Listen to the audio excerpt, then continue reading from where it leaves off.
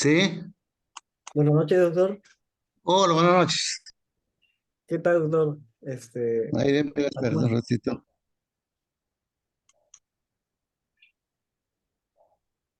Ya. Eso. ¿Nos puede ver? Espera, no te veo, a ver.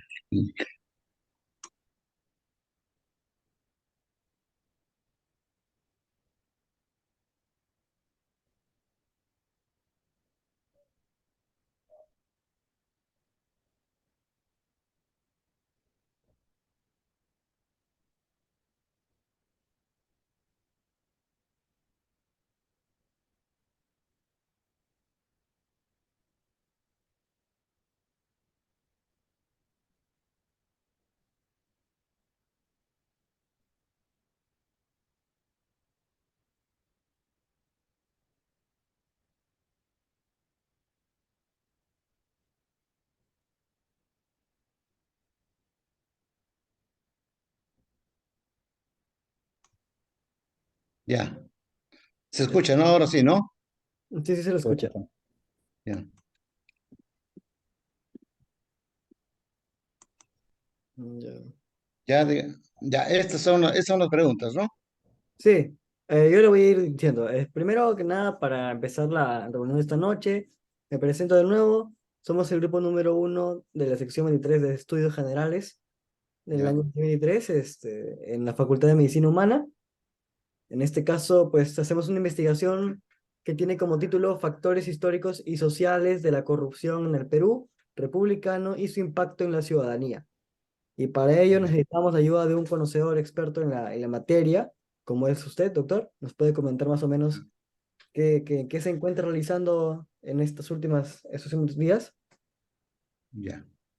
Bueno, respecto a factores históricos y sociales de la corrupción, sin duda es, ¿no? La corrupción es un proceso, un fenómeno histórico estructural, ¿no? ¿Por qué histórico? Es de larga data.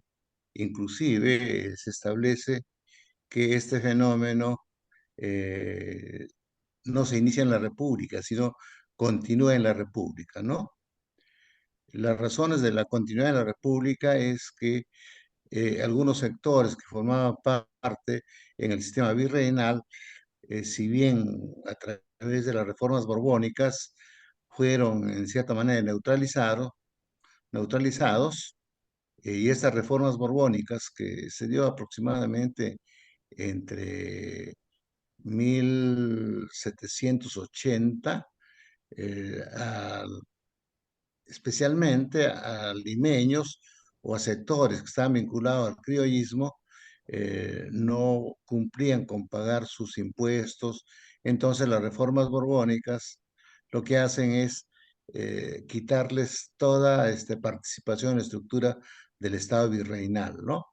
Entonces, pero ya es una tradición, ¿no? De esos sectores que provenía, ¿no? De un mestizaje, ¿no? Del criollismo, particularmente limeño, que hacían transacciones, comercio en el Atlántico que estaba vinculado, ¿no? Más a Europa, y nosotros teníamos que ir por esa zona, ¿no? O sea, el Pacífico estaba muy aislado, por eso la posibilidad de llegar a España, Europa, duraba muchas veces hasta 2 años. Claro. Ya, entonces, después, al inicio de la República, hay una situación muy conflictiva durante 10 años aproximadamente, y por eso aparece, ¿no? Casi salvadoramente al guano. O sea, a esa etapa el guano le llaman la República del Guano. Y curiosamente el guano generó un mayor nivel de corrupción, puesto que había una serie de eh, condiciones favorables que permitió que este recurso, que significaba completar la revolución industrial de Europa y de Estados Unidos en el sector agrario, entonces eso generó muchas ganancias. Y en esta etapa del guano, prácticamente el comportamiento del Estado, ¿no?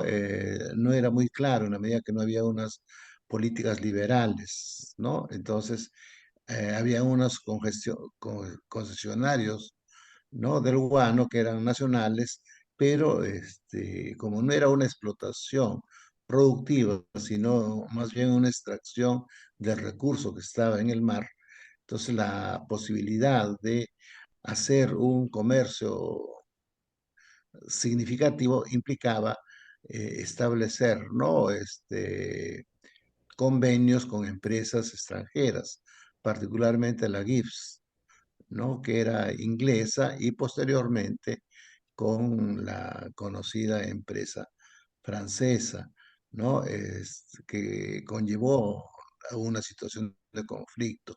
Entonces, como había muchos recursos, el guano permitió también que se genere nuevos grupos sociales. Entre ellos, no obstante que Castilla tuvo cierta voluntad de mejorar, pero dio muchos recursos, como se conocía como el pago de la deuda interna, ¿no? A muchos peruanos que tenían algunos recursos y amasaron fortunas y no invirtieron, puesto que la mentalidad no era una mentalidad pues empresarial, sino muy bien rentista, ¿no?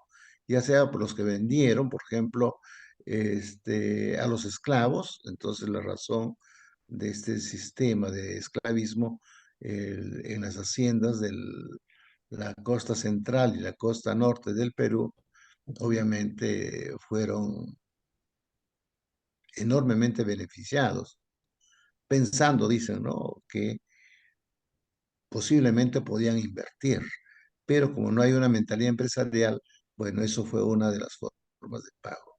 Otra de las formas de pago que significó corrupción también fue a los dueños de haciendas andinas, pero la mayor parte de beneficio del guano fue a las empresas tanto inglesas como francesas, ¿no? Sí, sí. Que se llevaron a gran parte. Y en Doctor, eso los estudios que se ha hecho, dígame. está bastante ideativo toda la narrativa que nos hace, ¿no? Pero ahora quisiera hacerle la siguiente pregunta, ¿qué le parece? La que está en su pantalla. Ya, entonces voy a redondear esto, ¿ya? Sí. Entonces, de ahí se va a fortalecer cierta manera, por eso le llaman prosperidad falaz. Ujú. Solamente aproximadamente el 20% es vinculado al sector productivo. Claro, Ya, entonces no se logró consolidar realmente ese gran beneficio del guano. Y eso significó una crisis mundial y viene la guerra con Chile. Ya, también. entonces, en esa situación es que perdemos territorio, perdemos, ¿no? Un retroceso tan enorme en la consolidación del Estado-Nación. Ya, ¿cuál es la otra pregunta? La siguiente, ¿cuáles considera usted, en base a su experiencia en el tema, son los principales factores históricos de la corrupción en el Perú republicano? Ya. En el caso del Perú republicano, hay una estimación que representa entre el 2 o 3% en promedio, ¿no? El nivel de corrupción respecto al PBI. Y respecto al presupuesto, muchas veces alcanza, ¿no? Cerca del 40 o 50%. Entonces, los estudios que se han hecho da cuenta que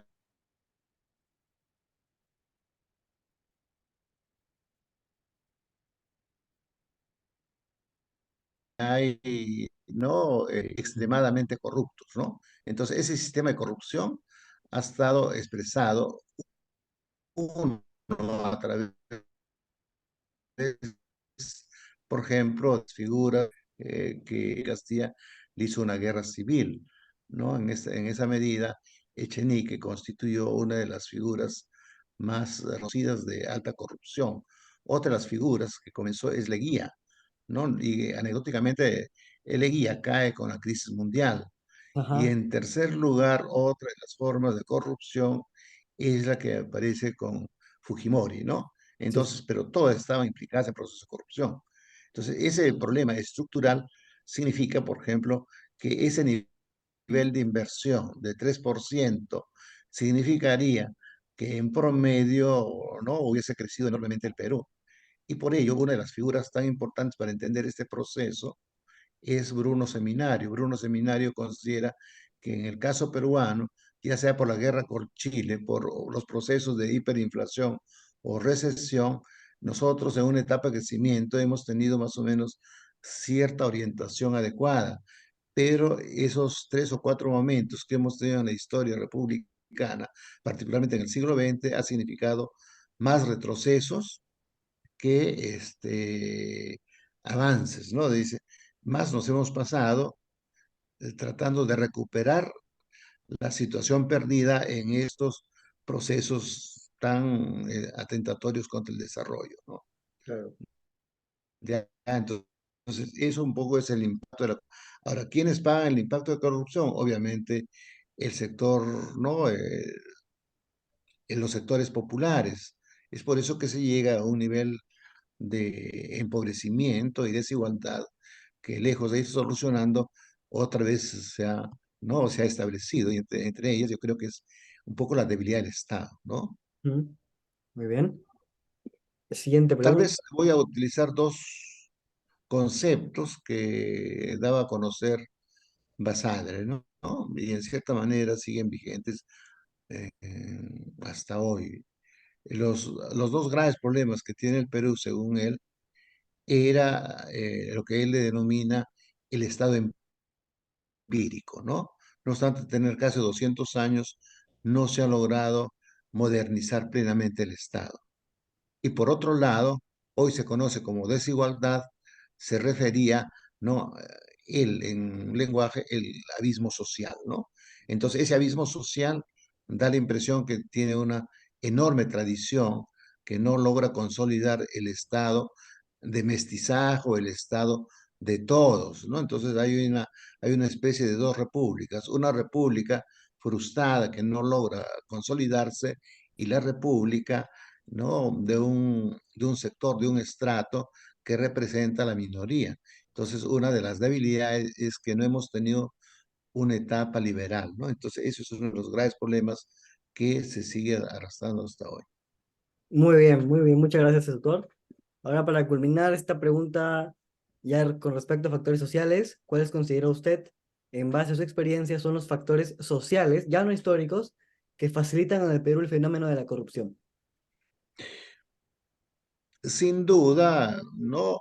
Los factores que forman, ¿no? O protagonizan en gran medida es la existencia o subsistencia de partidos políticos que no son modernos.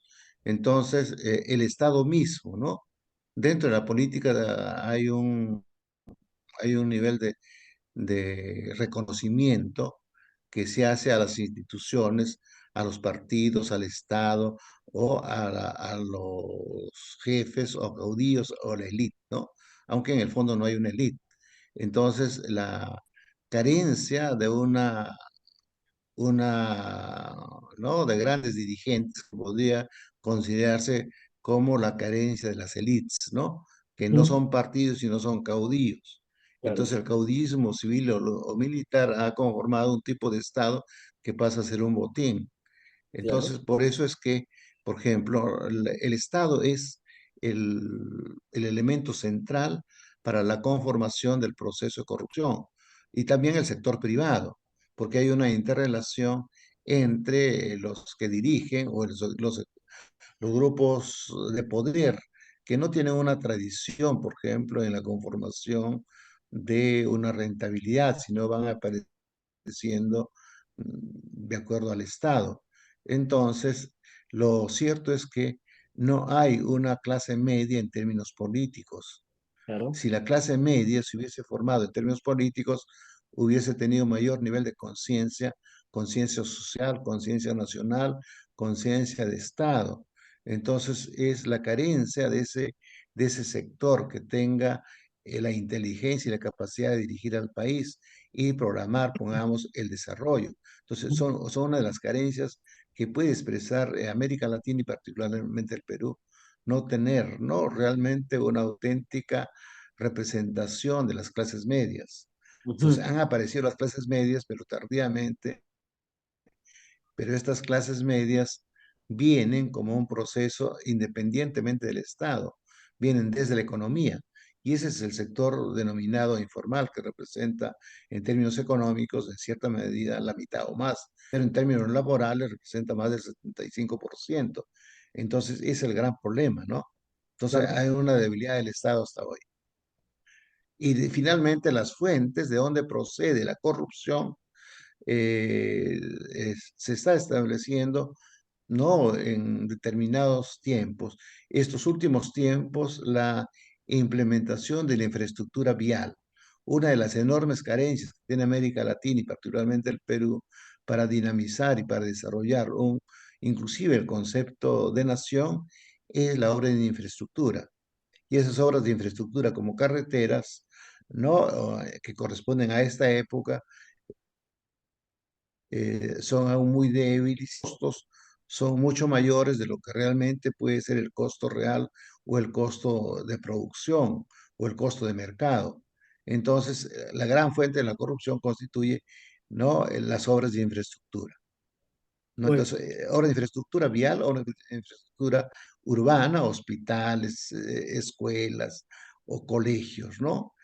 O la conformación de los espacios vinculados, por ejemplo, a la construcción o la reconstrucción de los sistemas urbanos, ya porque eso va cargando a una enorme deuda externa. Como no tenemos muchos recursos, tenemos que recurrir al endeudamiento externo. Entonces, por otro lado, también es la compra, pongamos, ¿no? de equipamiento militar que no tiene un conocimiento previo por razones de seguridad, entonces también consideran que es una gran fuente de corrupción.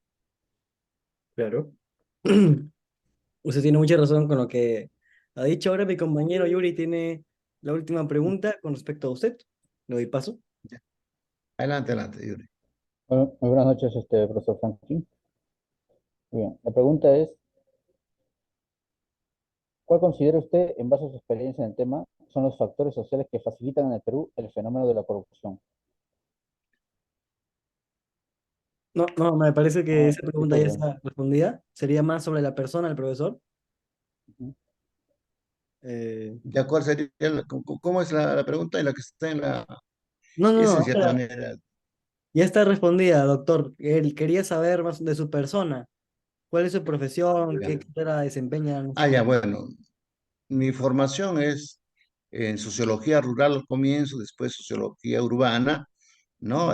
Comunicación, ¿no? He trabajado en cooperación internacional con cooperación canadiense, una época, otra época con cooperación alemana, Ok. ¿no? Entonces, ha sido distintas formas de entender el Perú en dos etapas que son cruciales, ¿no? Pasando de la zona rural a la zona urbana, ¿no?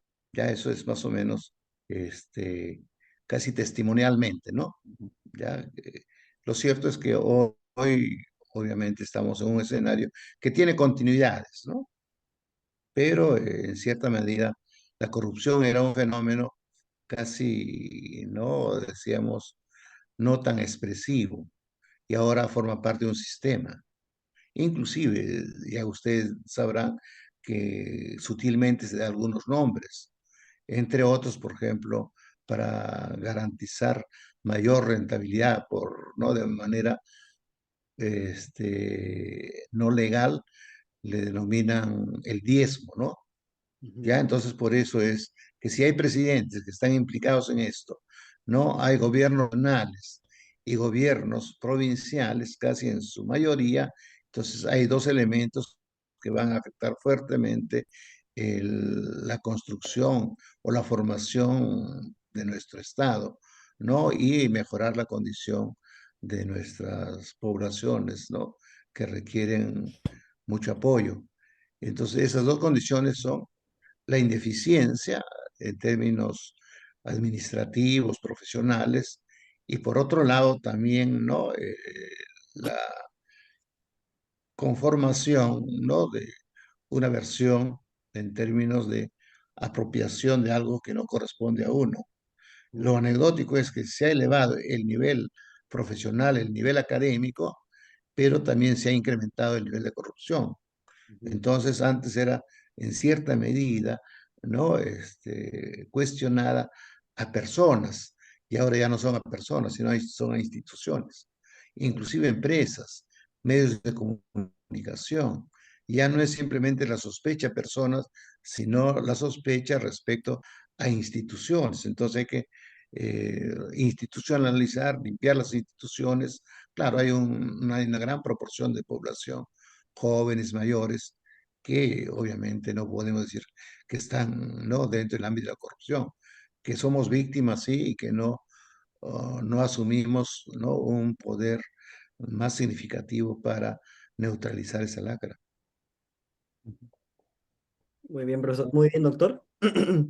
Muchas gracias por sus aportes. De verdad es una gran ayuda contar con sus respuestas. Nos va a servir bastante para la investigación que estamos llevando a cabo. Y sin más que decir, pues muchas gracias y nada, ya acabamos con las preguntas. Ya, entonces tal vez una recomendación, ¿no? Sí, Yo creo que lo que más necesita el país es consolidar sus instituciones, ¿no? ya. Las universidades, así como el hogar. Nosotros tenemos un enorme reconocimiento a la familia, ¿ya? Y por ello muchas veces el concepto que desde la sociología se puede aplicar que la familia está en crisis no es tan cierto, ¿no? Creo que el concepto de fragilidad de la familia que la familia está en crisis, me parece que no se ha entendido bien la familia peruana, ¿no? Creo que el aporte de la familia es enormemente importante al margen de políticas, porque en el fondo no existen políticas sociales, no existen algunas ayudas, etcétera, ¿no? Entonces, en esa medida creo que así como la religión tiene un nivel de reconocimiento por el quehacer, ¿no? También las familias. Entonces las instituciones, como son las instituciones educativas, deben consolidarse, ¿no? Y todas las instituciones del Estado y instituciones públicas también. Ya Ujú. entonces consolidar la institución. Y las personas podemos pasar, entonces se puede corregir entrando, saliendo una persona, pero quedan las estructuras y el sistema, ¿no?, funcionando, ¿no? Creo que es una de las garantías. Muy bien, doctor. Muchas gracias, ¿eh? ¿Ya? Pero Gracias, mucho gracias, placer trabajar jóvenes. con usted. Gracias, gracias. Hasta luego. Luego, cuídese. Chao.